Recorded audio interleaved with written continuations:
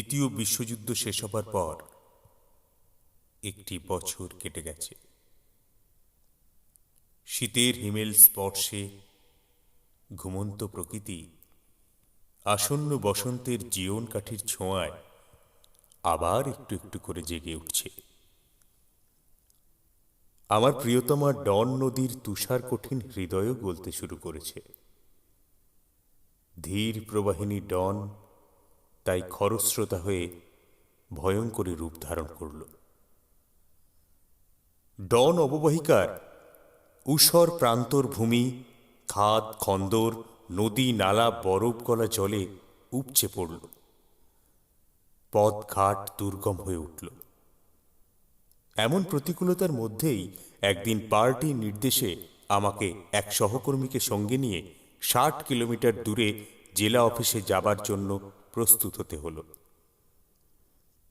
দুর্গম বন্ধুর পথ কখনো ঘোড়ার গাড়িতে চড়ে, কখনো বা হেঁটে 2 ঘন্টা লাগিয়ে মাত্র 30 কিলোমিটার পথ অনেক কষ্টে অতিক্রম করে আমরা একটি পার্বত্য ছোট্ট নদীর পাড়ে এসে শঙ্কিত বিস্মিত হয়ে দাঁড়িয়ে পড়লাম। নদীর অপর পাড়ে একটি জিপ গাড়ি আমাদের জেলা অফিস থেকে নিয়ে যাবার জন্য দাঁড়িয়ে আছে। সেই গাড়ির চালকটি একটি ছোট্ট নৌকা বেয়ে আমাদের দিকে এগিয়ে এলো। খরস্রোতা নদীর বুকে জীর্ণ পাতার মতো ভাসতে ভাসতে নৌকাটি কোনো মতে এপারে এসে আমাকে নিয়ে আবার ওপারে চলল। সহকর্মী বন্ধুটি জিনিসপত্র নিয়ে এপারে অপেক্ষা করতে লাগলো। প্রায় 2 ঘন্টা নৌকো বেয়ে নদীর জলের ঝাপটা খেতে খেতে অবশেষে আমরা তীরে পৌঁছালাম। আমার সুদক্ষ কর্ণধারটি একটু হেসে আমাকে বলল, আমাকে আবার উজান বেয়ে ওপারে যেতে হবে তো। নৌকাটা ভেঙে 2 টুকরো না হয়ে গেলে আশা করি 3 ঘন্টার মধ্যেই আপনার সঙ্গীকে নিয়ে ফিরে আসবো। নদী থেকে একটু দূরেই ছোট্ট একখানি গ্রাম, চারিদিকে নিস্তব্ধ নির্জন। কঠিন তুষারের বন্ধন থেকে মুক্তি পাওয়া মাটির মন মাতানো সোদা গন্ধ বুকে নিয়ে বাতাস ঝিরঝির করে বইছে। নদীর পাড় থেকে একটু এগিয়ে এসে বালুর ওপর একটা কঞ্চির বেড়ার গায়ে হেলান দিয়ে বসলাম। জ্যাকেটের পকেট হাতড়ে সিগারেট বের করে দেখি সব সিগারেটগুলো জবজবে হয়ে গেছে, ভিজে। দুরন্ত স্রোতের ধাক্কায় পলকা নৌকোখানি একবার হাবুডুবু হচ্ছিল, আর তাতেই আমার আপাদমস্তক ভিজে গিয়েছিল। ভিজে সিগারেটগুলোকে একে একে বেড়ার ওপর শুকোতে দিলাম। একলা বসে বেশ মৌজ করে সিগারেট খাবো, সেটা আর হলো না। বেলা গড়িয়ে দুপুর হয়েছে। এবছরের প্রথম উত্তপ্ত সূর্য যেন তার সোনার রোদ অকৃপণভাবে চারিদিকে ছড়িয়ে দিয়েছে। বেড়ার গায়ে হেলান দিয়ে আকাশের দিকে তাকালাম। নীল আকাশের বুকে ছেঁড়া সাদা মেঘের দল ভেসে বেড়াচ্ছে। সহসা গায়ের দিক থেকে একটি লোককে এগিয়ে আসতে দেখলাম। 5-6 বছরের ছোট্ট ফুটফুটে একটি ছেলের হাত ধরে সে একটু নুইয়ে নুইয়ে হাঁটছে। জিপ গাড়িটার কাছে এসে একটু দাঁড়িয়ে তারপর সোজা হয়ে এসে আমার দিকে তার সবল হাতখানি বাড়িয়ে দিয়ে আন্তরিকতা সুরে বলল, এই যে কমরেড, নমস্কার। আমিও তার হাতখানি চেপে ধরে তার প্রতি সম্ভাষণ জানালাম। ছেলেটির দিকে তাকিয়ে এবার সে বলল, একে অভিবাদন জানাও শোনা। দেখছো না, ইনিও তোমার বাবার মতোই একজন ড্রাইভার। তফাৎ এই যে তুমি আর আমি লরি চালাই, আর ইনি জিপ গাড়ি চালান। ছেলেটি ডাগর নীলাভ দুটি চোখের কৌতূহল দৃষ্টি আমার দিকে মেলে ধরল। তারপর ছোট্ট হাতখানি আমার দিকে এগিয়ে দিল। আমি আদর করে হাতখানি জড়িয়ে ধরে বললাম, এ কি গো বুড়ো মানুষটি, এমন সুন্দর উষ্ণ দিনেও তোমার হাতখানি এতক্ষণ ঠান্ডা কেন? ছেলেটি জোড়া ভুরু বাঁকিয়ে অবাক হয়ে বলল, বারে, আমি কি বুড়ো মানুষ নাকি? এতক্ষণ বরফের বল তৈরি করছিলাম বলে আমার হাত দুটো ঠান্ডা, বুঝলে? ছেলেটির বাবা এতক্ষণে পিঠের ঝোলা ব্যাগটা নামিয়ে আমার পাশে এসে বসে পড়ল। তারপর বলল, আমার এই খুদে সঙ্গীটি বজ্জাতের হাড়, এত দুষ্টু যে কি বলবো। ওর সঙ্গে দৌড়ে দৌড়ে আমি আর পারি না, হাঁপিয়ে মরি। আচ্ছা আপনি বলুন, ঘোড়ার সাথে কি কচ্ছপের দৌড় প্রতিযোগিতা হয়? দুষ্টুটা সর্বক্ষণ কি যে দুষ্টুমি করছে তা দেখার জন্য এই দুটো চোখে হবে না, দু জোড়া চোখ থাকা দরকার। মুহূর্তের মধ্যে উদা হয়ে গিয়ে কখনো বরফ ভাঙবে, বরফের টুকরো নিয়ে ললিপপের মতো চুষতে শুরু করবে। না না, এই বদমাসকে নিয়ে হেঁটে চলা যে আমার পক্ষে খুবই কষ্টকর। একটু থেমে এবার সে বলল, আপনি বুঝি আপনার গাড়ির মালিকের জন্য অপেক্ষা করছেন? আমি যে ড্রাইভার নই এ কথা তাকে জানাতে চাই না বলেই বললাম, হ্যাঁ। নদীর ওপার থেকে আসবেন বুঝি? তা কতক্ষণ সময় লাগবে আসতে? প্রায় 2-3 ঘন্টা তো লাগবেই। বেশ তো, তাহলে আসুন, একটু বিশ্রাম করার সঙ্গে সঙ্গে একটু গল্প করা যাক। আমারও কোনো তাড়া নেই। আপনি দেখছি সিগারেট খান, তাহলে আপনার অবস্থা তো বেশ ভালোই বলতে হবে। তা আপনার সিগারেটগুলো তো ভিজলো কি করে? ভিজে সিগারেট আর ঘোড়া ঘোড়া দুটোই সমান, বুঝলে বন্ধু? এক কাজ করুন, আপনি আমার বাড়ির তৈরি তামাকুর আস্বাদ গ্রহণ করুন। খালি ট্রাউজারের পকেট থেকে সে একটা জীর্ণ পুরনো রেশমি থলি বের করল। লক্ষ্য করলাম থলিটার এক কোণে সূচ সুতো দিয়ে সেলাই করে লেখা, আমাদের প্রিয় যোদ্ধা অ্যান্ডি সোকোলভকে, লেবাডান স্কয়ার মাধ্যমিক বিদ্যালয়ের ছাত্রবিন্দু। তার বাড়ির তৈরি ঝাঁঝালো তামাক দিয়ে সিগারেট তৈরি করে আমরা নীরবে ধূমপান করতে লাগলাম।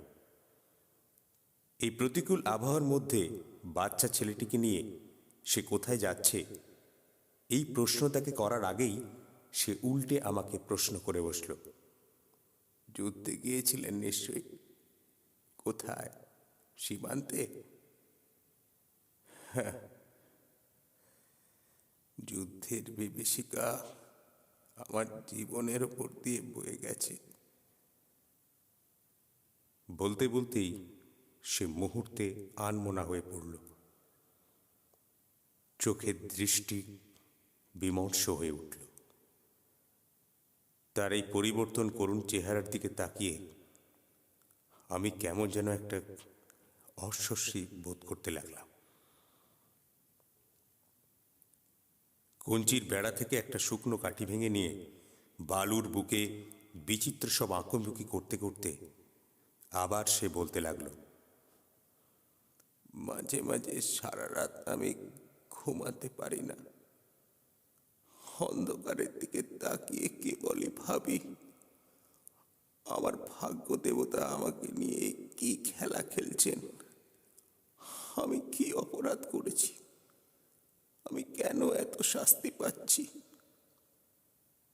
বারবার একই প্রশ্ন করেও কোনো উত্তর পাই না। কথা বলতে বলতে তার স্বর রুদ্ধ হয়ে এলো। নিজেকে একটু সামলে নিয়ে বাচ্চাটিকে আদর করে কাছে টেনে নিয়ে সে বলল, যাও সোনামণি, নদীর ধারে গিয়ে ওই দিকটায় গিয়ে খেলা করো, কিন্তু দেখো জলে পা ডুবিও না যেন। হ্যাঁ, যাও যাও সোনামণি।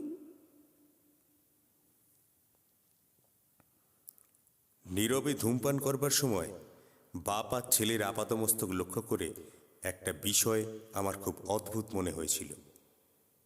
ছেলেটির পোশাক, জুতো, মোজা খুব সাধারণ হলেও পরিচ্ছন্ন, পরিপাটি। স্নেহময়ী মায়ের নিপুণ হাতের স্পর্শ যেন ওর সর্বাঙ্গে সুস্পষ্ট। কিন্তু বাবার পোশাক ও চেহারা ঠিক তার বিপরীত। জীর্ণ, মলিন, তালি দেওয়া খালি ট্রাউজার, সৈনিকের খাকি বোতামহীন জ্যাকেট, তার ছেঁড়া মোজা দেখে মনে হয় কোনোদিনও এগুলোতে কোনো মেয়ের কোমল হাতের স্পর্শ পড়েনি। প্রাণচঞ্চল ছেলেটি এক ছুটে নদীর দিকে উধাও হয়ে গেল। তার দিকে কিছুক্ষণ অপলক দৃষ্টিতে তাকিয়ে থেকে একটু কেশে গলা পরিষ্কার করে আবার সে বলতে শুরু করল। আমিও এক মনে তার কথা শুনতে লাগলাম।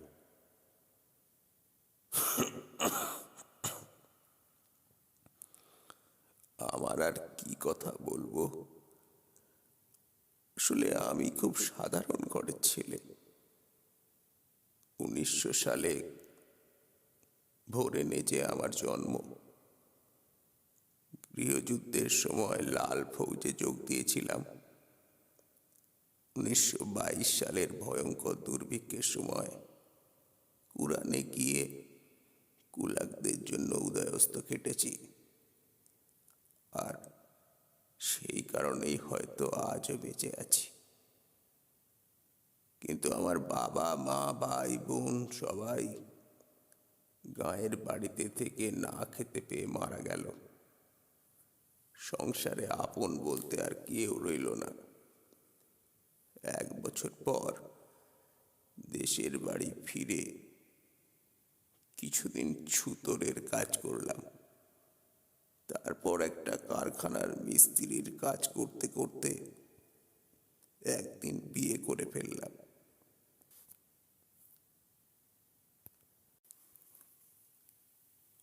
আমার স্ত্রী এরিনা অনাথ আশ্রমে মানুষ হয়েছিল।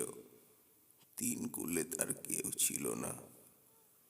কিন্তু ও যেমন শান্ত স্বভাবের মেয়ে ছিল, তেমনই ছিল হাসি খুশি, সহজ সরল। সবসময় আমাকে খুশি রাখার চেষ্টা করত। সত্যি কথা বলতে কি, আমি বরং ওর মতো বুদ্ধিমতী ও গুণী মেয়ের উপযুক্ত ছিলাম না। দিনের শেষে কারখানা থেকে ক্লান্ত দেহে ঘরে ফিরে কতদিন আমি ওর প্রতি দুর্ব্যবহার করেছি, কিন্তু একদিনের জন্য এরিনা আমার ওপর রাগ করেনি। সমস্ত মন প্রাণ ঠেলে আমার নিরলস সেবা করে গেছে। বেতনের দিন প্রায় আমি দলে পড়ে মত্ত হয়ে বাড়ি ফিরেছি। একদিনের জন্য এরিনা অসন্তোষ প্রকাশ করেনি। এরিনার ধৈর্য ও সহ্য শক্তি দেখে আমার মনের মধ্যেও একটা পরিবর্তন এলো। তাছাড়া ততদিনে আমাদের সংসারে আলো করে আমাদের ছেলে মেয়েরা আসতে শুরু করেছে। প্রথম একটি ছেলে, তারপর 2টি মেয়ে। আমাদের ছোট্ট সংসার হাসি, আনন্দ আর সুখে ভরে উঠল। তারপর আমি মোটর শিখে নিজেই লরি চালাতে আরম্ভ করলাম। কারখানার মিস্ত্রির কাজ করার চাইতে গাড়ি চালাতে আমার অনেক বেশি ভালো লাগে। এভাবে 10টি বছর একটা সুখ স্বপ্নের মতো কেটে গেল। একজন মানুষের সমগ্র জীবনের সময়ের হিসেব 10টি বছর আর কতটুকু সময় বলুন? কিন্তু আমার জীবনের ফেলে আসা সেই মধুর দিনগুলোর স্মৃতি আমার সমস্ত জীবনকে ঘিরে রেখেছে। সেই 10টি বছর আমি দিনরাত খেটে অনেক টাকা রোজগার করেছি, মানুষের মতোই বেঁচেছি। আমাদের সন্তানরা ছিল আমাদের চোখের মণি। তারা স্কুলে পড়াশোনায় বেশ নাম করেছিল। বিশেষ করে আমার বড় ছেলে আনাতোলি অঙ্কে এত ভালো ছিল যে শীঘ্রই মস্কো পত্র পত্রিকায় তার নাম উঠল। সে ছিল আমাদের সব থেকে বড় গর্ব। 10 বছরে বেশ কিছু টাকা জমিয়ে একটা নতুন বাড়ি করে ফেললাম। ইরিনার খুব শখ ছিল একজোড়া ছাগল কিনবে। সে একজোড়া ছাগল কিনল। ছেলে মেয়েদের জন্য পর্যাপ্ত দুধ, খাবার, মাথার উপর ছাদ, পরনে জামা কাপড়, ব্যাস আর কি চাই বলুন। আমার বাড়িটা বিমান তৈরির কারখানার একেবারে কোল ঘেঁষে ছিল। আর এটাই হলো আমার জীবনের চরম অভিশাপ। বাড়িটা যদি অন্য কোনো জায়গায় হতো তাহলে আমার জীবনটা হয়তো আজ অন্য খাতে বইতো।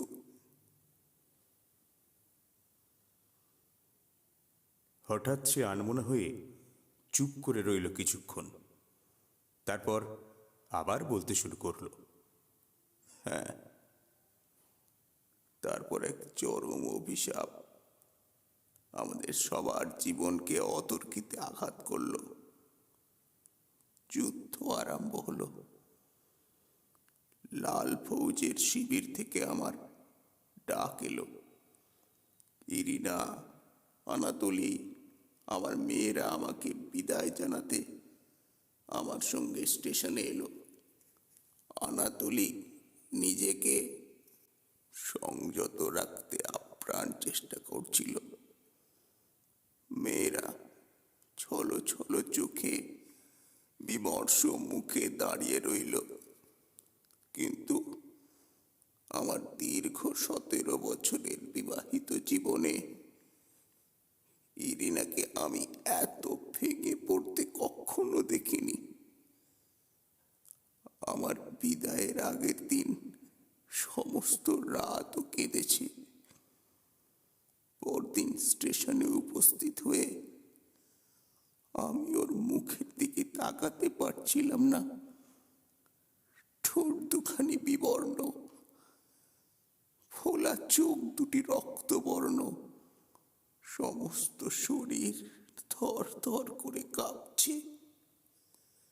অফিসাররা আমাদের ট্রেনে উঠতে নির্দেশ দিচ্ছে, কিন্তু এরিনা আমার গলা জড়িয়ে ধরে আমার বুকে মুখ লুকিয়ে কেবলই কাঁপছে। ছেলে মেয়েরা ওকে আমার কাছ থেকে সরিয়ে নিয়ে যাওয়ার জন্য ব্যর্থ হলো।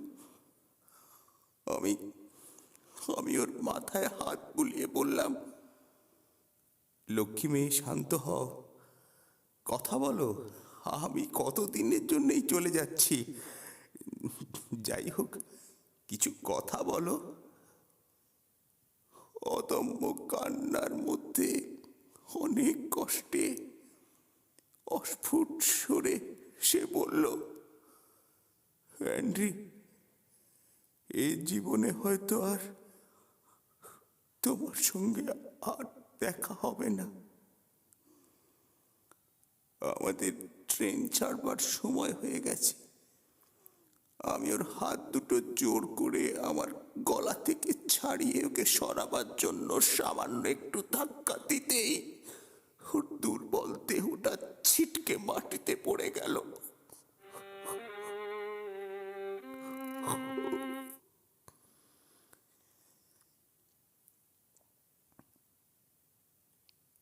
এবার শুকলভ হঠাৎ থেমে গেল। কি এক বোবা যন্ত্রণা তার চোখে মুখে সুস্পষ্ট হয়ে উঠল। উদ্ভ্রান্ত চোখের কোণে এক ফোঁটাও জল নেই।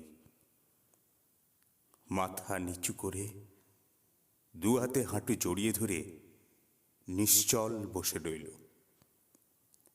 আমি তার অব্যক্ত ব্যথা সমস্ত অন্তর দিয়ে অনুভব করার চেষ্টা করলাম। সান্ত্বনা সুরে বললাম, এত ভেঙে পড়বেন না বন্ধু। সে যেন আমার কথা শুনতেই পায়নি। অনেক কষ্টে নিজেকে সামলে নিয়ে ভারী গলায় বলল, আমার জীবনের শেষ মুহূর্তেও পর্যন্ত সেদিন এরিনাকে ওভাবে ঠেলে দেওয়ার জন্য নিজেকে ক্ষমা করতে পারবো না। অনেকক্ষণ সে নীরব হয়ে রইল। তারপর আবার বলতে শুরু করল, আমার একান্ত আপনজনদের কাছ থেকে আমি অনেক দূরে চলে গেলাম, কিন্তু বিষাদ প্রতিম এরিনাকে শেষ বিদায় মুহূর্তের সর্বহারা মূর্তিখানি আমার স্মৃতির মণিকোঠায় চিরদিনের জন্য খোদাই হয়ে রইল। তারপর ইউক্রেন থেকে সুদূর সীমান্তর দিকে আমাকে চলে যেতে হলো। যুদ্ধের 1 বছরের মধ্যেই আমি দুবার আহত হলাম। অনেকবার মরতে মরতে বেঁচে গেছি। নারী বাহিনী ঝটিকা গতিতে এগিয়ে আসছে।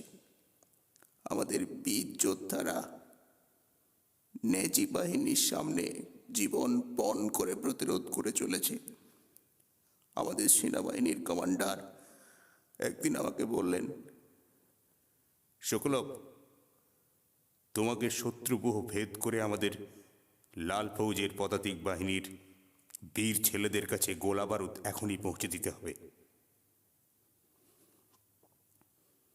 লরি বোঝাই করে গোলা বারুদ অস্ত্রশস্ত্র নিয়ে আমি তখনই ঝড়ের বেগে ছুটলাম।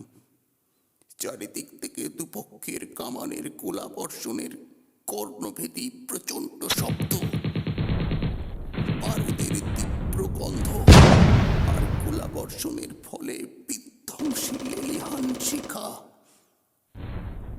গন্তব্যস্থলে পৌঁছবার আগ মুহূর্তে একটা বোমা আমার গাড়ির ওপর এসে পড়ল। আর মুহূর্তের মধ্যেই সব অন্ধকার হয়ে গেল।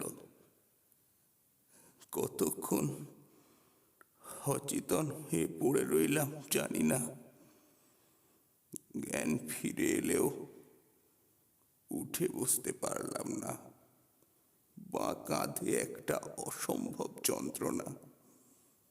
আমার স্মৃতিশক্তিও যেন লোপ পাচ্ছে। চারিদিকে শুধু গগনভেদী কামান গর্জন আর আগুনের ঝলকানি। কিছুক্ষণ পর অনেক কষ্টে মাথা উঠিয়ে তাকিয়ে দেখি আমার গাড়িটা ছিন্ন ভিন্ন হয়ে আমারই চারিপাশে ছিটিয়ে আছে। গোলা বারুদ অস্ত্রশস্ত্র চারধারে ছত্রাকার। আমারই পেছন দিকে চলছে তুমুল যুদ্ধ।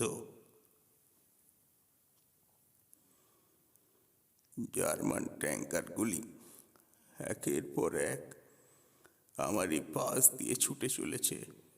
বুঝতে পারলাম আমি আহত হয়ে শত্রুগুহের মধ্যে পড়ে আছি।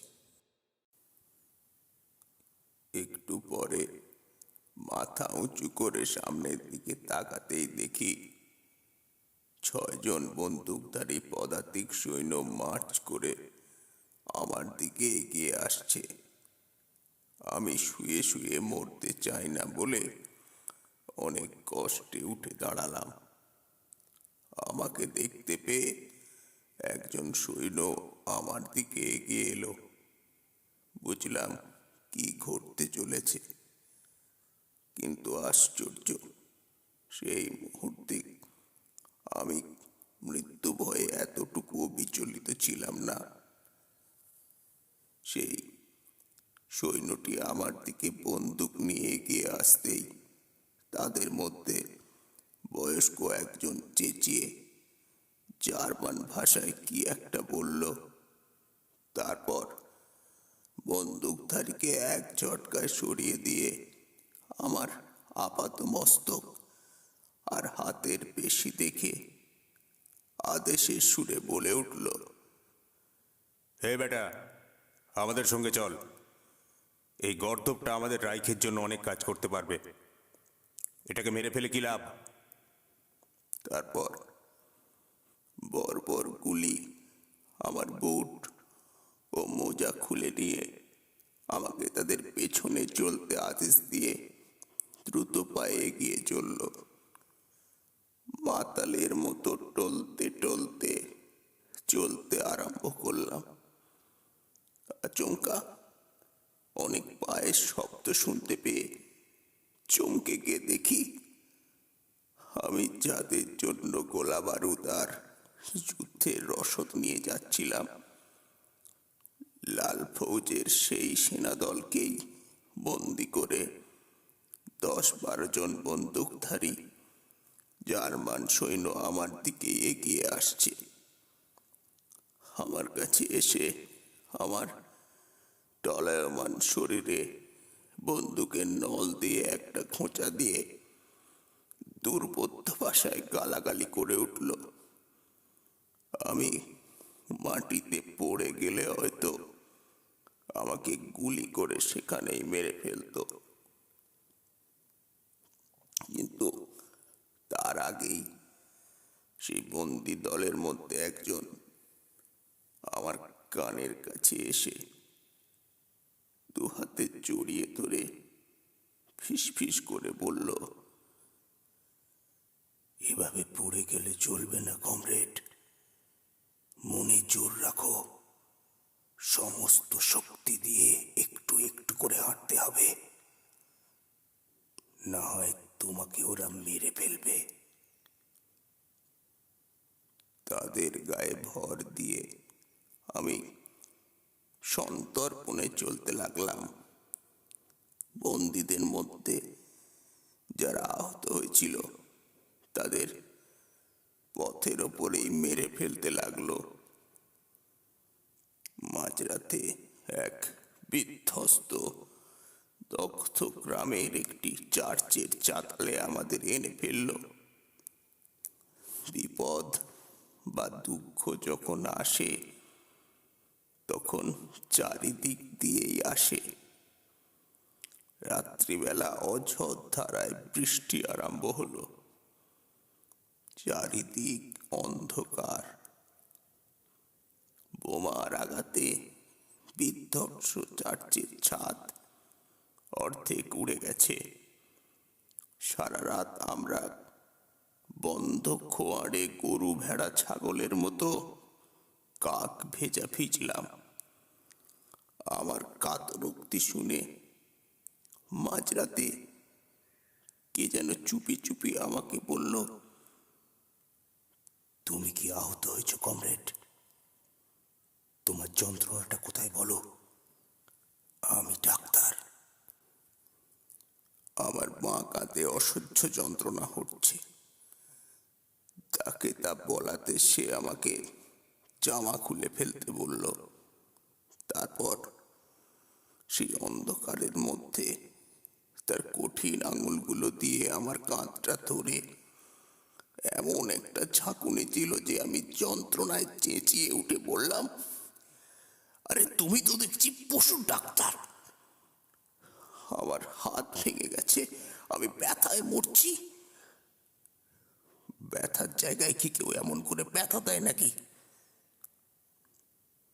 আমার কথা গ্রাহ্য না করে সে সমস্ত শক্তি দিয়ে আবার আমার হাতটাকে ধরে এমন ভাবে হ্যাচকা টান মারল মনে হলো যেন তখনই প্রাণটা বেরিয়ে যাবে। মুহূর্তের জন্য আমি জ্ঞান হারিয়ে ফেললাম। কিছুক্ষণ পর চোখ খুলতেই দেখি আমার দিকে সে এক দৃষ্টে তাকিয়ে আছে। মৃদু হেসে সে বলল, তোমার সহ্য শক্তির প্রশংসা করছি। তোমার হাতটা কিন্তু ভাঙেনি। তোমার হাতটাকে আমি আবার জায়গা মতো বসিয়ে দিয়েছি ভাই। কি ব্যথা লাগছে এখনো? আশ্চর্য, ব্যথাটা সত্যি আর নেই। আমি তাকে সর্বান্তকরণে ধন্যবাদ জানালাম। সেই বিভীষিকাময় ভীষণ রাতটা যে আমাদের কিভাবে কাটলো ভাষায় প্রকাশ করতে পারবো না। ওরা আমাদের বাইরে বেরিয়ে পায়খানা প্রস্রাব করার অনুমতি পর্যন্ত দিল না। একটি খ্রিস্টান ছেলে চার্চের মধ্যে পায়খানা করবে না বলে বাইরে যেতে চাইলে তাকে তৎক্ষণাৎ গুলি করে মেরে ফেলা হলো। আর 2-3 জনকেও অকারণে হত্যা করলো। মৃতদেহগুলিকে এক কোণে টেনে এনে জড়ো করে আমরা নীরবে বসে রাত পোহাবার অপেক্ষায় রইলাম। অন্ধকারের মধ্যেই বন্দীরা চুপি চুপি কথা বলছে। সহসা আমার একান্ত কাছেই 2 জনকে চাপা সরে কথা বলতে শুনলাম। একজন বলছে, আসছে কাল সকালে আমাদের সারিবদ্ধ করে দাঁড় করিয়ে ওরা জানতে চাইবে আমাদের মধ্যে কারা কমিউনিস্ট, কারা ইহুদি। আমি তাদের চিনিয়ে দেব। তুমি যে সেনা দলের কমান্ডার এবং কমিউনিস্ট, আমি সেটা কালকে বলে দেব।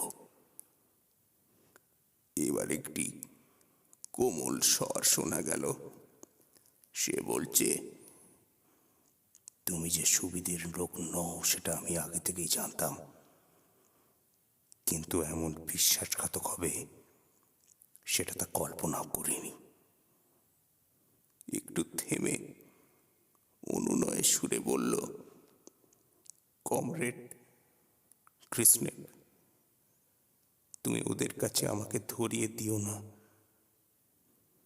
উত্তর এলো, না না, আমি তোমাদের কমরেড নই। নিজে বাঁচতে হলে তোমাকে ধরিয়ে দিতেই হবে। কথায় বলে না, আপনি বাঁচলে পাবেন না। দুজনেই চুপ হয়ে গেল। আমার সমস্ত শরীর মন ঘৃণায় লজ্জায় শিউরে উঠল।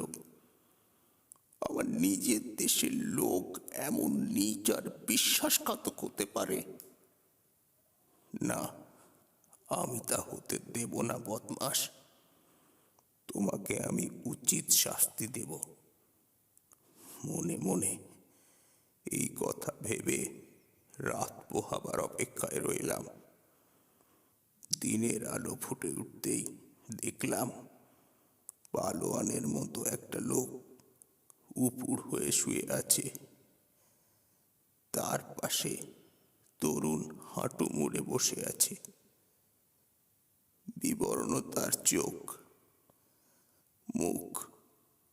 ছেলেটির হাতে একটু চাপ দিয়ে চুপি স্বরে জিজ্ঞেস করলাম, তুমি সেনা দলের অধিনায়ক, আর এই বদমাসটা শত্রুর কাছে তোমাকে কমিউনিস্ট বলে ধরিয়ে দিতে চায়।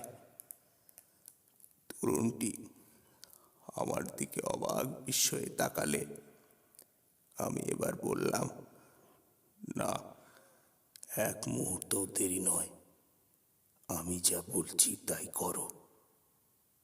ওর পা দুটোকে শক্ত করে চেপে ধরে রাখো, লাথি ছুটতে যেন না পারে।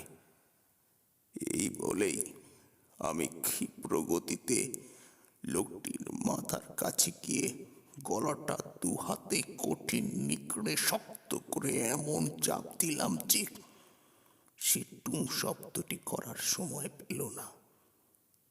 কিছুক্ষণ এইভাবে চেপে ধরে রাখতেই তার জিভটা বেরিয়ে এলো। যাক, একটা বিশ্বাসঘাতক তো কমলো।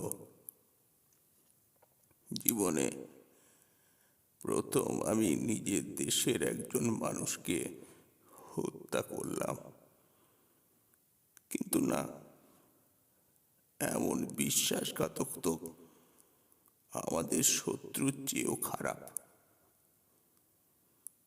সকাল হলো। সকালবেলা আমাদের সবাইকে সারিবদ্ধভাবে দাঁড় করিয়ে আমাদের মধ্যে কোনো বিপজ্জনক কমিউনিস্ট অথবা ইহুদি আছে কিনা জানার জন্য অনেক চেষ্টা করা হলো। কেউ কোনো কথা বলল না। 200 জন বন্দির মধ্যে আন্দাজে 4 জনকে কমিউনিস্ট বলে বেছে নিয়ে আমাদের সামনেই গুলিবিদ্ধ করে মেরে ফেলল। তারপর ওরা আমাদের ভেতরে আরো কোথায় নিয়ে চলল। বন্দি হবার দিন থেকেই কি করে পালানো যায় সেটা ভাবছিলাম। পোজনান ক্যাম্পে এসে সেই সুযোগটা এসে গেল। বন্দীদের মধ্যে যাদের মৃত্যু হতো, যাদের হত্যা করা হতো, তাদের কবর দেওয়ার জন্যে ক্যাম্পের একটু দূরে একটা বনের মধ্যে নিয়ে যাওয়া হতো। একদিন আমাকে কয়েকজনের কবর খুঁড়তে পাঠালো। রক্ষীদের অসতর্কতার সুযোগে আমি কোদালটা ফেলে রেখে এক দৌড়ে পূর্ব দিকে মুখ করে প্রাণপণে ছুট লাগালাম। 4 দিনে সেই বন্দি শিবির থেকে অনেক দূরে চলে গেলেও আমাকে আবার ওরা ধরে ফেলল। প্রথম বেদম প্রহর করল, তারপর আমাকে রেখে কুকুর লেলিয়ে দিল। ওরা আমার রক্তাক্ত দেহটিকে বন্দি শিবিরে নিয়ে এসে পালাবার শাস্তি স্বরূপ একটা ছেলে 1 মাসের জন্য একলা ফেলে রেখে দিল। ওই অবস্থায় যে আমি কি করে বেঁচেছিলাম সেটা আজও ভাবতে অবাক লাগে। দীর্ঘ 2 বছর পর ওরা আমাদের বন্দি করে রাখলো। অকথ্য অত্যাচার করলো। আধপেটা খাইয়ে উদয়াস্ত পরিশ্রম করালো। সেই বর্বরচিত অমানুষিক অত্যাচারের কাহিনী সভ্য জগতের মানুষ জানতে পারলে আতঙ্কে ঘৃণায় চমকে উঠবে। প্রতিদিনই হাজার হাজার ইহুদি ও কমিউনিস্ট নিধনযজ্ঞ চলতে লাগলো। সমগ্র জার্মান দেশটাই একটা নারকীয় শ্মশান চুল্লিতে পরিণত হলো। বন্দি শিবিরে আমরা প্রায় 2000 জন ছিলাম। আমাদের সবাইকে সকাল থেকে সন্ধ্যা পর্যন্ত পাথর খাতে পাথর ভেঙে গুঁড়ো করাতে হতো।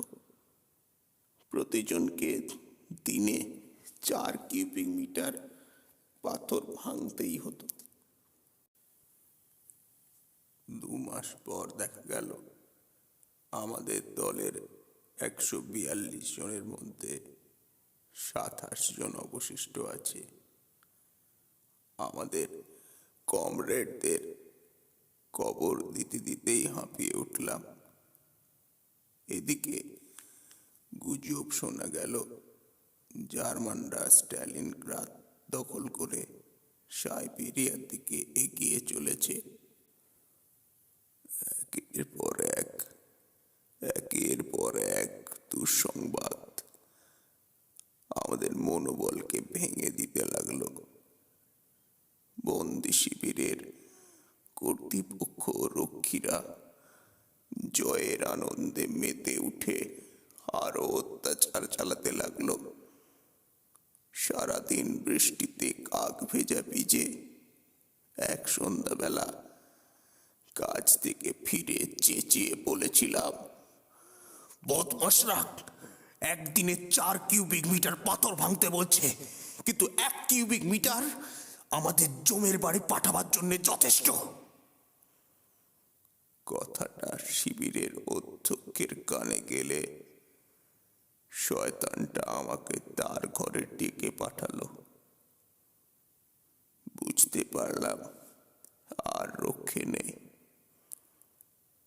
কমরেডদের কাছ থেকে বিদায় নিয়ে রক্ষীদের অনুসরণ করতে করতে চারদিকের গাছপালা, আকাশ বাতাস, আকাশের তারাদের কাছ থেকেও বিদায় নিলাম। মনে মনে নিজেকেই বললাম, 331 নম্বর, তোমার দুঃখের পাত্র পূর্ণ হয়েছে। আচমকা আমার ইরিনা, আমার ছেলে মেয়ের জন্য প্রাণটা কেঁদে উঠল। পর মুহূর্তেই বীর সৈনিকদের মতো হাসি মুখে শয়তানটার পিস্তল থেকে গুলিটাকে বুক পেতে গ্রহণ করতে প্রস্তুত হলাম। সুসজ্জিত ঘরে ঢুকে দেখলাম টেবিলের চারপাশে কয়েকজন এসএস অফিসার, শিবির অধ্যক্ষ বসে আছে। সামনের টেবিলে থরে থরে রকমারি খাবার, জল, পানীয় ইত্যাদি সাজানো রয়েছে। খাবারগুলোকে এক পলক দেখেই আমার বমির উদ্রেক হলো। কমান্ড্যান্ট পিস্তলটা নিয়ে খেলা করতে করতে ধমকের সুরে বলে উঠল, যুদ্ধবন্দী অ্যান্ড্রি সোকোলভ, 4 কিউবিক মিটার পাথর ভাঙা তোমার কবর তৈরির পক্ষে যথেষ্ট, তাই না? আমি বললাম, হ্যাঁ, আমি সেটাই মনে করি। আচ্ছা, তোমাকে এজন্য আমি গুলিবিদ্ধ করে পুরস্কৃত করব। আপনার যেমন খুশি, গম্ভীরভাবে উত্তর দিলাম। 1 মিনিট কি ভেবে একটা গ্লাসে শ্যাম্পেন ঢেলে আমার সামনে নিয়ে এসে বলল, মৃত্যুর আগে জার্মানির বিজয় গৌরবের প্রতি একটু সম্মান দেখিয়ে নাও। এ নাও, একটু পান করে নাও। শয়তানটা জানে না আমরা লাল ফৌজরা মৃত্যুকে ভয় পাই না। ধীর স্তরে বললাম, এই যন্ত্রণা ও অপমান থেকে চিরদিনের জন্য মৃত্যুকে স্বাগত জানিয়ে আমি এটা পান করছি। কমান্ড্যান্ট কিছুক্ষণ স্তব্ধ হয়ে রইল। তারপর আমার সামনে এসে বলল, শোনো সোকোলভ, তুমি সত্যিই বীর। আমি নিজেও বীর, তাই বীরকে সম্মান জানাতে জানি। তোমাকে আমি হত্যা করব না, তোমাকে আমি জীবন দান করলাম। যাও, ব্লকে ফিরে যাও, আর এই রুটি আর বেকন নিয়ে বন্ধুদের সঙ্গে আনন্দ করে খাও। যাও। এবারও আমি মৃত্যুর মুখোমুখি হয়ে বেঁচে গেলাম। সেলে ফিরে আমি অজ্ঞান হয়ে পড়ে যাই। কিছুক্ষণ পর বন্দীদের মধ্যে একটু শক্ত সবল দেখে আমাদের 300 জনকে কয়লা খনিতে কাজ করতে যাওয়ার জন্য পাঠিয়ে দেওয়া হলো। 44 জন অবশিষ্ট থাকা পর্যন্ত সেখানেই রইলাম। ইতিমধ্যে আমাদের বীর যোদ্ধারা জার্মান কবলিত অনেক জায়গা পুনরুদ্ধার করেছে। জার্মানরা অনেক জায়গায় পিছু হটতে শুরু করেছে। একদিন আমাদের সারিবদ্ধভাবে দাঁড় করিয়ে আমাদের মধ্যে কারা কারা ড্রাইভার জানতে চাইল। আমরা 7 জন গাড়ি চালাতে জানি বলায় আমাদের পাহারা দিয়ে পটাশ ডামে নিয়ে গেল। সেখানে বিধ্বস্ত রাস্তাঘাট মেরামত করে প্রতিরোধের গড়ে তোলার কাজে আমাদেরকে নিযুক্ত করল। আমি এখানে ইঞ্জিনিয়ারদের এক মেজরের গাড়ি চালাবার দায়িত্ব পেলাম। ওই মেজরটা ছিল সত্যিকারের একটা ফ্যাসিস্ট শুয়োর। মেদবহুল বিশাল দেহ, খুদে চোখ, সাপের মতো দৃষ্টি। কিন্তু তবুও বন্দি শিবিরের ভয়াবহ জীবন থেকে এই কাজে অনেকটা স্বাধীনতা ছিল। আবারও আমি ধীরে ধীরে মানুষের চেহারা পেলাম। একদিন মেজরকে লাল ফৌজের বিরুদ্ধে প্রতিরোধ গড়ে তুলতে সীমান্তে পাঠানো হলো। আর সেদিন থেকেই আমার রাত দিনের চিন্তা হলো কি করে আমি সীমান্ত পার হয়ে স্বদেশের মাটি স্পর্শ করব। একদিন সকালবেলা গত 2 বছরের মধ্যে এই প্রথম আমাদের গোলন্দাজ বাহিনী গোলাবর্ষণের গভীর গর্জনধ্বনি শুনতে পেয়ে আমার মনটা আনন্দে নেচে উঠল। বিশ্বাস করুন বন্ধু, ইরিনার সঙ্গে প্রথম মিলনের ক্ষণেও এই যে আনন্দ শিহরণ এমন অনুভব করিনি। আমাদের শিবিরের মাত্র 18 কিলোমিটারের মধ্যে তুমুল যুদ্ধ চলছিল। জার্মানরা ভীত সন্ত্রস্ত হয়ে পড়েছে দেখলাম। পালাবার এমন সুবর্ণ সুযোগ আর হবে না। ঠিক করলাম পেট মোটা মেজরটাকে সঙ্গে নিয়ে যাব। পালাবার 2 দিন আগে এক সন্ধ্যায় একজন জার্মান সৈনিককে মাতাল অবস্থায় রাস্তার উপর বেহুঁশ হয়ে পড়ে থাকতে দেখে ওটাকে টেনে একটা ভাঙা বাড়ির মধ্যে নিয়ে গিয়ে ওর ইউনিফর্ম টুপি খুলে নিয়ে গিয়ে গাড়ির মধ্যে লুকিয়ে রাখলাম।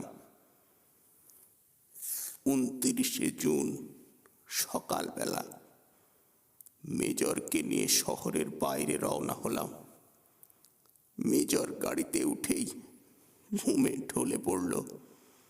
তীব্র গতিতে গাড়ি চালিয়ে শহরের বাইরে নির্জন রাস্তার পরে গাড়ি থামিয়ে একটা লোহার ডান্ডা দিয়ে মেজরের কপালের বাঁ পাশে আঘাত করতেই সে জ্ঞান হারিয়ে ফেলল। তারপর টেলিফোনের তারটা মেজরের কোমরে জড়িয়ে সিটের সঙ্গে এমনভাবে বেঁধে দিলাম যাতে গাড়ির ঝাঁকুনিতে সে পড়ে না যায়। খুব তাড়াতাড়ি জার্মান সৈন্যটির ইউনিফর্ম ও টুপি পরে গাড়ি চালিয়ে দিলাম। তড়িৎ গতিতে জার্মান সীমান্ত পার হয়ে লাল ফৌজ অধ্যুষিত সীমান্তে এসে পড়লাম। শত্রুপক্ষ মনে করে আমাদের বীর ছেলেরা গুলি ছুটতে লাগলো। আমি গাড়ি থামিয়ে প্রাণ হাতে নিয়ে নেমে পড়লাম লম্বা হয়ে আমাদের দেশের মাটিতে শুয়ে। তার উপর পাগলের মতো চুমু খেতে লাগলাম। তারপর জার্মান ইউনিফর্ম ছিঁড়ে ফেলে টুপিটা মাটিতে ছুঁড়ে ফেলে উঠলাম। আমি বললাম, আমি তোমাদেরই ছেলে, আমি তোমাদেরই একজন। আমি যুদ্ধবন্দী ছিলাম। গাড়ির মধ্যে কাকে নিয়ে এসেছি দেখো, তোমাদের জন্য উপহার এনেছি। এখন এখন আমাকে তোমাদের কমান্ডারের কাছে নিয়ে চলো। পুরো একটা দিন বিশ্রাম করে পরদিন সেখানকার কর্নেলের কাছে সব কিছু রিপোর্ট করলাম। কর্নেল আমাকে জড়িয়ে ধরে বললেন, আপনি সত্যিকারের বীর। আপনার জন্য আমরা গর্বিত। আপনাকে বীর পদক দিয়ে বিশেষ সম্মানে ভূষিত করবার জন্যে আমি কর্তৃপক্ষকে অনুরোধ করব। তাদের অভ্যর্থনায় আমি এত অভিভূত হয়ে পড়লাম যে কিছুক্ষণ কোনো কথাই বলতে পারলাম না। তারপর অস্ফুট স্বরে বললাম, কর্নেল, আমাকে পদাতিক বাহিনীতে যোগদান করার জন্যে ব্যবস্থা করে দিলে আমি সব থেকে বেশি পুরস্কৃত হব। কর্নেল হেসে আমাকে বললেন, আপনাকে এখন হাসপাতালে পাঠাবো। সেখানে কিছুদিন চিকিৎসা ও সেবা যত্নের পর একটু সুস্থ হয়ে 1 মাসের ছুটি নিয়ে আপনি বাড়ি গিয়ে পরিবার পরিজনদের মধ্যে থাকবেন। তারপর ফিরে এলে আপনাকে যথাযোগ্য সম্মান দিয়ে আমরা আপনাকে কাজে নিযুক্ত করব। কর্নেল এবং সেনা দলের প্রত্যেকে আমাকে জড়িয়ে ধরে বিদায় অভিবাদন জানালো। দীর্ঘদিন পর মানুষের মতো ব্যবহার পেয়ে আমি খুব খুশি হলাম। তাই জীবনের এক হঠাৎ রূপান্তরে আমি অভিভূত হয়ে গেলাম, হতবাক হয়ে গেলাম। হাসপাতালে ভর্তি হয়েই ইরিনাকে বিস্তারিত সব কিছু লিখে চিঠি পাঠালাম।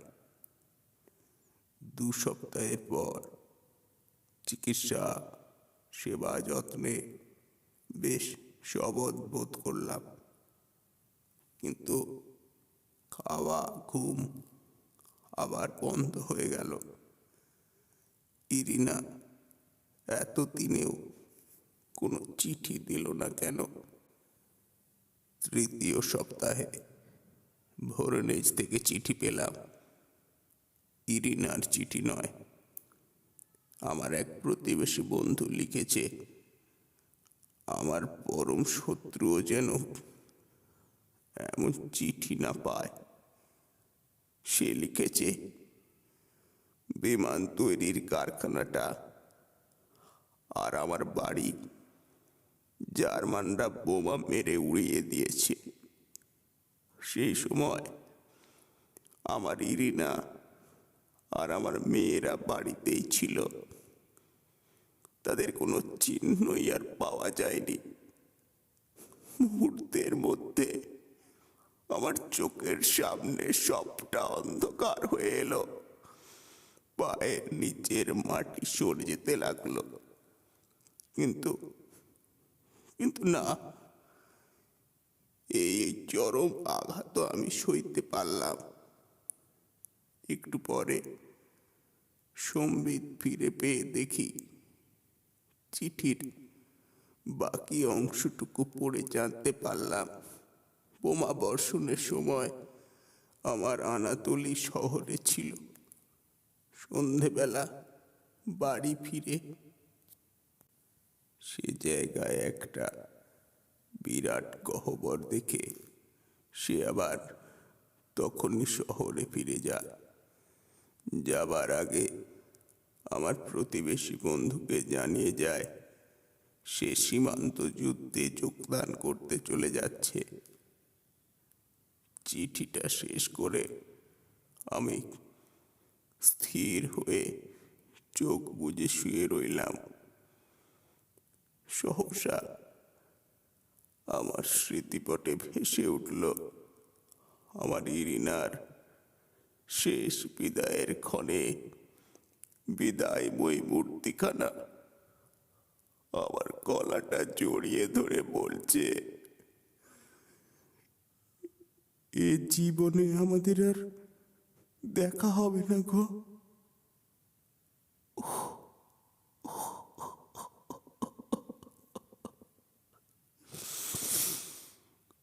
একদিন আমার সব ছিল, স্ত্রী, ছেলে, মেয়ে, বাড়ি, সুখের সংসার।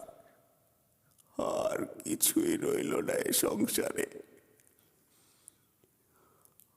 একেবারে সর্বহারা হয়ে গেলাম এক নিমেষের মধ্যে।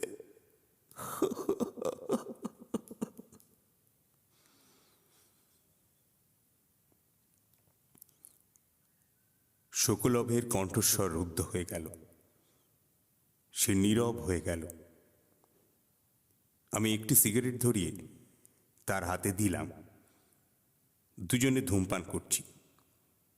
সামনের নদীটি তীর তীর করে বয়ে চলেছে আপন মনে। মাথার উপর নীলাকাশে সাদা সাদা মেঘখণ্ড ভেসে বেড়াচ্ছে। আকাশে বাতাসে আসন্ন বসন্তের আভাস।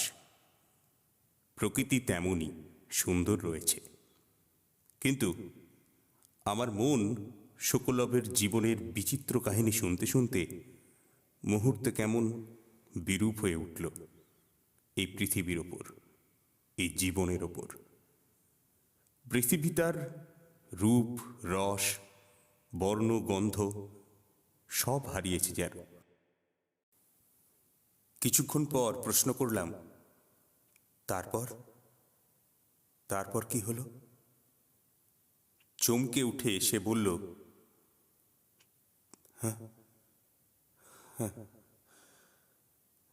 তারপর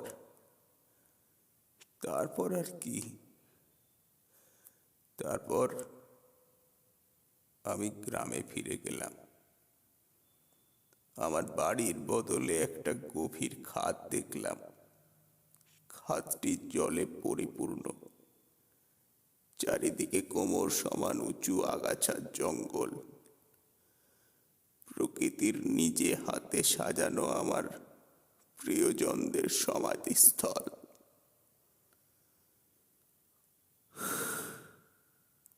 মাথা নিচু করে কিছুক্ষণ দাঁড়িয়ে থেকে আমি এক ছুটে স্টেশনে পালিয়ে এলাম। সেদিনই আবার সেনা দলে ফিরে গেলাম। ঠিক 3 মাস পর মেঘের ফাঁকে এক ঝলক সূর্যের মতো হঠাৎ একটা সুসংবাদ পেলাম। আমার প্রতিবেশীর কাছ থেকে আমার ঠিকানা পেয়ে আনাতুলি আমাকে অন্য সীমান্ত থেকে চিঠি লিখেছে। সৈনিক বিশ্ববিদ্যালয় থেকে যুদ্ধবিদ্যায় অনার্স নিয়ে স্নাতক হয়ে সীমান্তে যুদ্ধ করতে গিয়েছিল। এবার সে ক্যাপ্টেন পদে উন্নীত হয়ে একটি সেনা দলের নেতৃত্বে আছে। তাকে 2 বার বীর পদক দিয়ে সম্মানিত করা হচ্ছে। তার গর্বে আমার বুকটা ভরে উঠল। আমি আবার নতুন করে স্বপ্ন দেখতে শুরু করলাম। যুদ্ধ শেষে আমার আনাতলি বিয়ে দিয়ে নতুন করে সংসারী হব। কিন্তু সুখ স্বপ্নে নিয়ে বিভোর হয়ে থাকবার আর সময় পেলাম না। সেই শীতে আমরা দুদিক থেকে বার্লিন উপরে অভিযান চালাচ্ছিলাম। আনাতোলির চিঠি মারফত সেও অন্য দিক থেকে বার্লিনে আসছে। আর কয়েক ঘন্টার মধ্যেই আমরা দুজন দুজনের সঙ্গে মিলিত হব। আমি অধীর আগ্রহে তার সাথে দেখা করবার মুহূর্তটা অপেক্ষা করছি। ঠিক সেই মুহূর্তে 9ই মে 1945 সালে বিজয় দিবসের সকালবেলায় আমার আনাতোলি গুপ্তঘাতকের হাতে নিহত হলো। আমি তখন কিচ্ছু জানি না। অপরাহ্নে কমান্ডার আমাকে ডেকে পাঠালেন। আমার একান্ত কাছে এসে রুদ্ধ কণ্ঠে বললেন, আপনাকে বুক বাঁধতে হবে ক্যাপ্টেন সোকোলভ। আপনার ছেলে আজ সকালে যুদ্ধ করতে গিয়ে নিহত হয়েছে। আসুন আমার সঙ্গে, আসুন। আজও আমার ভাবতে অবাক লাগে, সেদিন কেমন করে আমি তাদের সঙ্গে আমার আনাতোলের শব যাত্রা দেখতে গেলাম। তার কফিনের কাছে আমাকে নিয়ে যাওয়া হলো। কিশোর আনাতোলি এখন পূর্ণ যুবক, পরম শান্তিতে সে চিরনিদ্রায় নিমগ্ন হয়ে আছে। পাতলা ঠোঁট দুটির কোণে মৃদু হাসির রেখাটি আগের মতোই লেগে আছে। ক্যাপ্টেন সোকোলভ আনাতোলির কপালে, মুখে শেষ চুম্বন স্পর্শ বুলিয়ে দিয়ে সোজা হয়ে দাঁড়িয়ে আমি তাকে অভিবাদন জানালাম। আমার শুকনো চোখ দুটো দিয়ে এক ফোঁটাও জল বের হলো না। আমার বুকটা শুকিয়ে পাথর হয়ে গেল। বিদেশের মাটিতে আমার জীবনের শেষ স্বপ্ন ও স্বাদ আনন্দেতে সমাহিত করে এলাম। আর তারপর থেকেই আমি একেবারে অন্য মানুষে রূপান্তরিত হলাম। যুদ্ধ শেষ হয়ে গেল বলে আমাকেও সৈন্যদল থেকে বিদায় নিতে হলো। কিন্তু এখন আমি কোথায় যাব? আমার তো আর যাওয়ার মতো জায়গা কোথাও নেই। হঠাৎ তারই মধ্যে মনে পড়ল আমার এক বন্ধুর কথা। যুদ্ধ থেকে আহত হয়ে ফিরে এসে শহরে রূপান্তে বাস করছে। একবার সে আমাকে তার কাছে নিয়ে যেতে লিখেছিল। আমি সেখানেই চলে গেলাম। আমার বন্ধুটি ড্রাইভার হিসেবে লরির ডিপোতে কাজ করত। আমিও সেখানে ড্রাইভারের কাজ পেলাম। খাদ্যশস্য বোঝাই করে চারিদিকে সরবরাহ করার দায়িত্ব ছিলাম। আর সেখানে কাজ করবার সময়ই নদীর পাড়ে বালির ওপরে বসে ওই যে আমার নতুন ছেলেটি খেলা করছে আপন মনে, তাকে আমি প্রথম খুঁজে পেয়েছিলাম। সব হারিয়ে নিজেকে ভুলে থাকবার জন্য আমি মদ ধরেছিলাম। এক সরাইখানাতেই আমি ওকে প্রথম দেখি। কয়েকদিন লক্ষ্য করার পর বুঝলাম যে ছেলেটি অনাথ।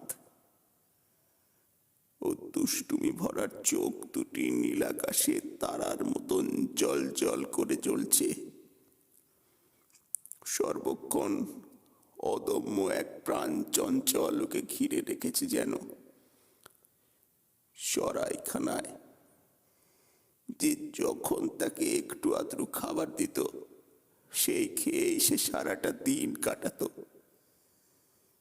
প্রথম দিন দেখার পর থেকেই আমি চুম্বকের মতো আকর্ষণ করলাম, আকৃষ্ট হলাম। একদিন ওকে দেখতে না পেলে আমার ভালো লাগতো না। লরি বোঝাই খাদ্যশস্য নিয়ে একদিন সরাইখানার সামনে এসে দেখি ছেলেটি সিঁড়ির উপর বসে পা দোলাচ্ছে আর এদিক ওদিক ক্ষুধার্ত দৃষ্টিতে তাকাচ্ছে। আমি চেঁচিয়ে ওকে ডাকলুম, এই যে বানিয়া, চলে এসো, তোমাকে বেড়াতে নিয়ে যাব। ছেলেটি এক দৌড়ে আমার কাছে এসে অবাক দৃষ্টিতে তাকিয়ে থাকলো। তারপর আমাকে প্রশ্ন করলো, তুমি আমার নাম জানলে কি করে? আমি হেসে বললাম, আমি যে সব জানতাম।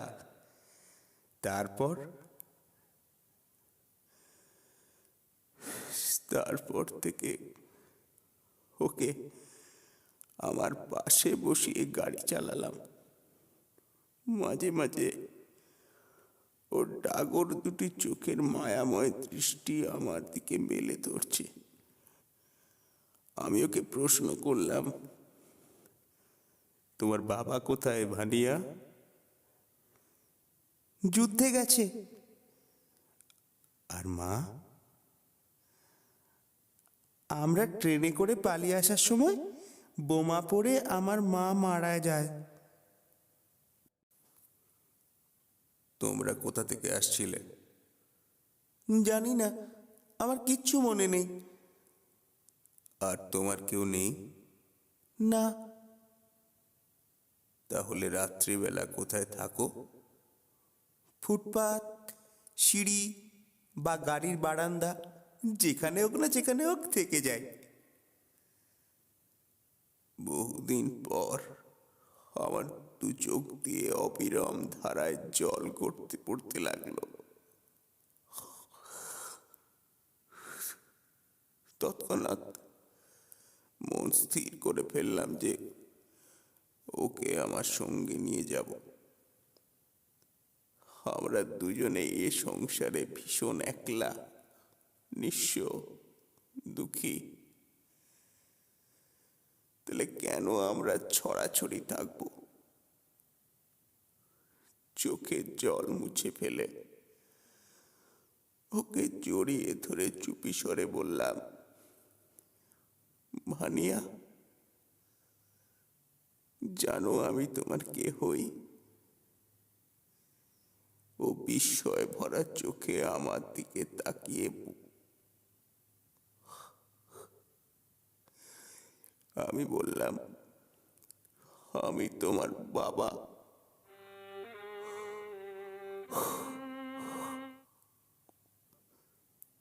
তারপর যা ঘটলো আমি আপনাকে ভাষায় প্রকাশ করতে পারবো না। ভানিয়া দু হাতে আমার গলাটাকে জড়িয়ে ধরে আমার বুকে মুখ লুকিয়ে অস্ফুট স্বরে বলল, হ্যাঁ হ্যাঁ, আমি জানি তো, তুমি তো একদিন আসবেই। আমি জানতাম তুমি একদিন আমার কাছে আসবে। আমি ওকে আদরে বুকে জড়িয়ে ধরে মাথায় গায়ে সস্নেহে হাত বুলিয়ে চুমু খেতে লাগলাম।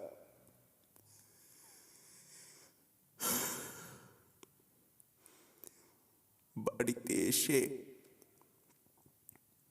বন্ধু আর বন্ধুর পত্নীর দিকে তাকিয়ে বললাম, এই দেখো, আমি আমার ছোট্ট ভানিয়াকে শেষ পর্যন্ত ফিরে পেয়েছি। বন্ধুর পত্নীর আদর যত্নে কয়েকদিনের মধ্যেই প্রাণবন্ত সুস্থ হয়ে উঠল। আমি ওর জন্য জামা প্যান্ট, জুতো, মোজা আর একটা সোলার টুপি কিনে আনলাম। আমার সাজানো বাগান শুকিয়ে গিয়েছিল, আবার নতুন করে তাতে ফুল ফুটলো। জীবনে স্পর্শ লাগলো। হানিয়াকে কেন্দ্র করে আমি আবার নতুন করে বাঁচতে চাইলাম। আমার জীবনের ধারাটাও বদলে গেল।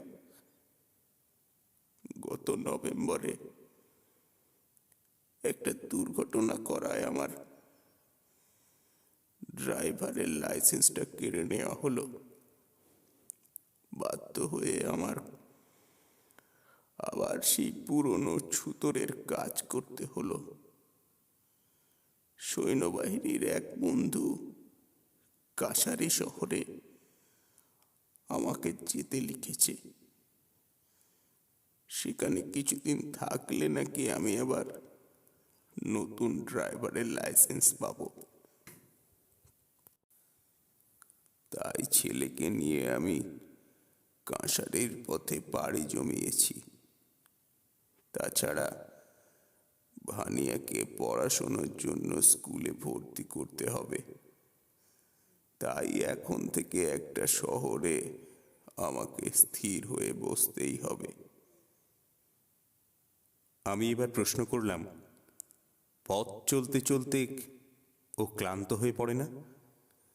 ওকে তো বেশি হাঁটতে হয় না।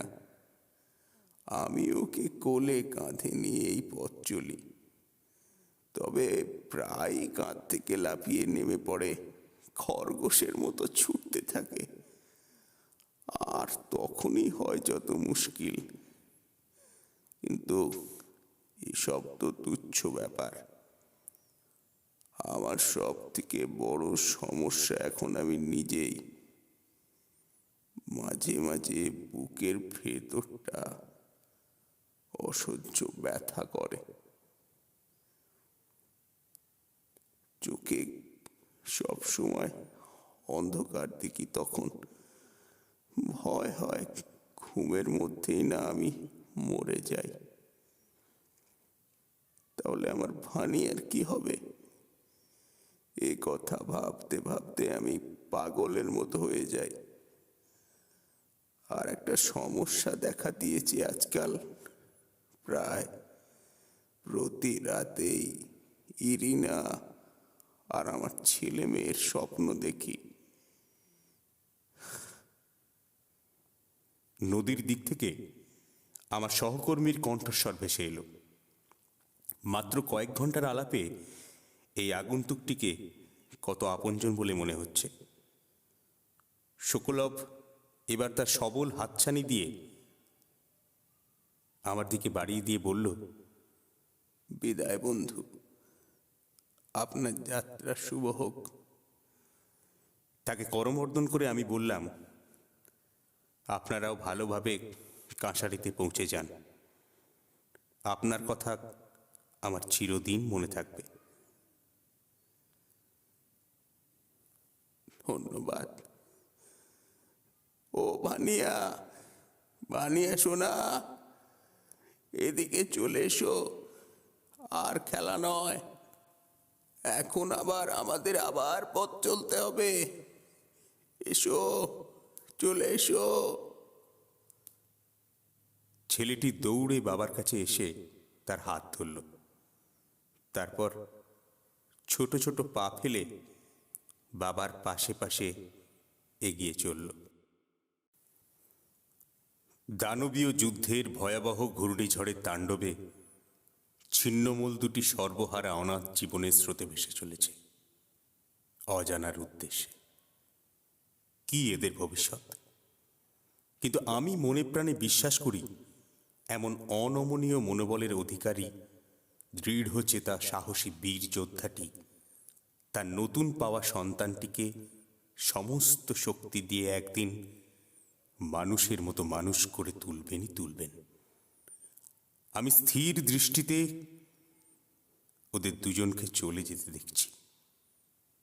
সহসা আমার বুকের ভেতরটা অব্যক্ত বেদনার উদ্বেল হয়ে উঠল। নিজের অজান্তেই চোখ দুটি জলে ভরে এলো। ভয়াবহ যুদ্ধে অ্যান্ড্রি সোকোলভকের মতো বিধ্বংস হয়েছে যাদের জীবন, জীবনের সবকিছু হারিয়ে যারা জীবনের শেষ প্রান্তে এসে পৌঁছেছে, তার যে কেবল রাত্রির অন্ধকারে মুখ লুকিয়ে চোখের জল ফেলে তাই নয়, দিনের আলোতেও তাদের বুকে রক্ত ঝরে, দৃষ্টি ঝাপসা হয়ে ওঠে। কিন্তু বাইরে থেকে কেউ হয়তো তা টের পায় না। জীবনের সব হারিয়ে বীর সৈনিকটি যে অপাবৃদ্ধ অনাথ শিশুটিকে বুকে তুলে নিয়েছে, তাকে কিন্তু সে তার ক্ষত বিক্ষত বেদনার্ত অন্তরের অসহ্য যন্ত্রণা বা অবিশ্রাম চোখের জলের ধারা কোনো দিনও দেখতে দেবে না, কোনো দিনও না।